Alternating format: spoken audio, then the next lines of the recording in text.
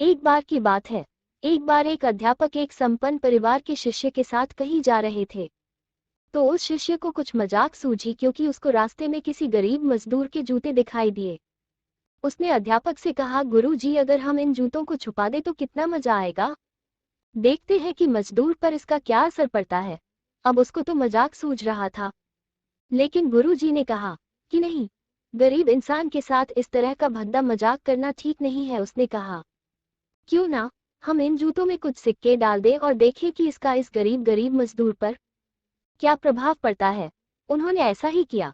जैसे ही मजदूर अपना काम करके लौटा और उसने एक पांव अपने जूते में डाला तो उसको कुछ कठोर सा महसूस हुआ। उसने अंदर हाथ डाला तो उसको कुछ सिक्के दिखाई दिए। वो थोड़ा आश्चर्य में पड़ गया। आसपास किसी को देखा तो कोई भी दिखाई नहीं दिया। वापस उसने दूसरा पैर अपने जूते में डाला और वापस उसको उसमें कुछ सिक्के दिखाई दिए। अब दोनों जूतों के सिक्कों को उसने अपने हाथों में रखा और प्रभु की तरफ इशारा किया है, प्रभु, पता नहीं किस भले मानुष ने ये सिक्के मेरे जूतों में छुपाए हैं, लेकिन जिसने भी छुपाए हैं उसको मेरी दुआ है ताकि इन पैसों से मैं अपने बच्चों और पत्नी के लिए कुछ खाना और दवाइयाँ ला सकूंगा। और इतना बोलकर वो चला गया। इस बात को शिष्य और अध्यापक दोनों सुन रहे थे। अब अध्यापक ने शिष्य से पूछा कि अब तुम मुझे बताओ कि तुम्हें कैसा महसूस हुआ, तुम्हारी पहले वाली मजाक या मेरा ये तरीका।